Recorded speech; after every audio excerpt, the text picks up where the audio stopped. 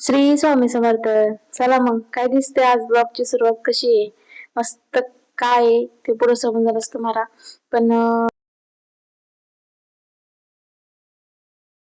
माहेर मधले तुम्हाला म्हटलं होतं ना, खूप सारे व्हिडिओ शूट केलेत. आता ते लवकरच तुमच्यासोबत शेअर होणार आहेत.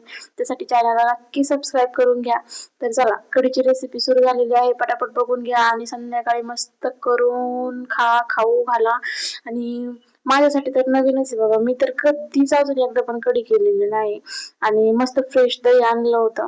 तर म्हटलं चला कढी कर. दुपारचे 3 सव्वा 3 झाले होते. मम्मीने मस्त कढी करायला घेतली. मी अजून एकदा पण कढी केलेली नाही, पण खायला खूप आवडते मला ना. खरं सांगू का, आधी आधी कढी अजिबात आवडत नव्हती. एकदा मी एका ठिकाणी खाल्ली होती, तेव्हापासून खूप आवडते मला. तर बघा, मम्मीने घेतली कढी करायला, जिरी मोहरीची फोडणी दिली, आधी दही फेटून घेतली, त्यात बेसन वगैरे टाकलं. त्यानंतर त्यांनी मस्त खलबत्त्यामध्ये मिरचीचा, लसूण, अद्रकाचा ठेचा केला आणि तो पण सगळा त्या जिरी मोहरी कढीपत्त्याची फोडणी दिली, त्याच्यात ठेचा पण परतून घेतला.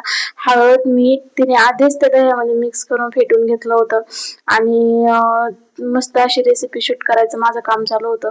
आणि बाकीचा पसारा इग्नोर करा, कारण की गावाकडचं घर आहे म्हटल्यावरती पसारा तर असणारच. आणि मम्मी ना खूप वेगवेगळ्या भाज्या आणि खूप टेस्टी जेवण बनवते. पण काय होतं, शूट करायचं राहून जातं नाही का. तर मी जवळजवळ 15 दिवस माहेरमध्ये होते. पण कंटाळा, ते म्हणतात ना, आळस जो सगळ्यात जास्त भरतो ना, तो आपल्या आईकडेच.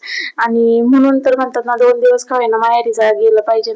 तर चला, मस्त कढी आता झाली होती.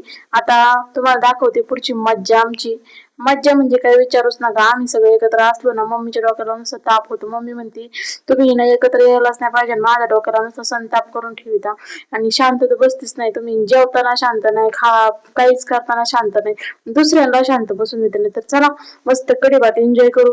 कसं झालंय तुम्हाला सांगतेच मी पुढे. आता बघा, मम्मी खात होती, इकडे ही बहीण खात होती, मी पण खात होती.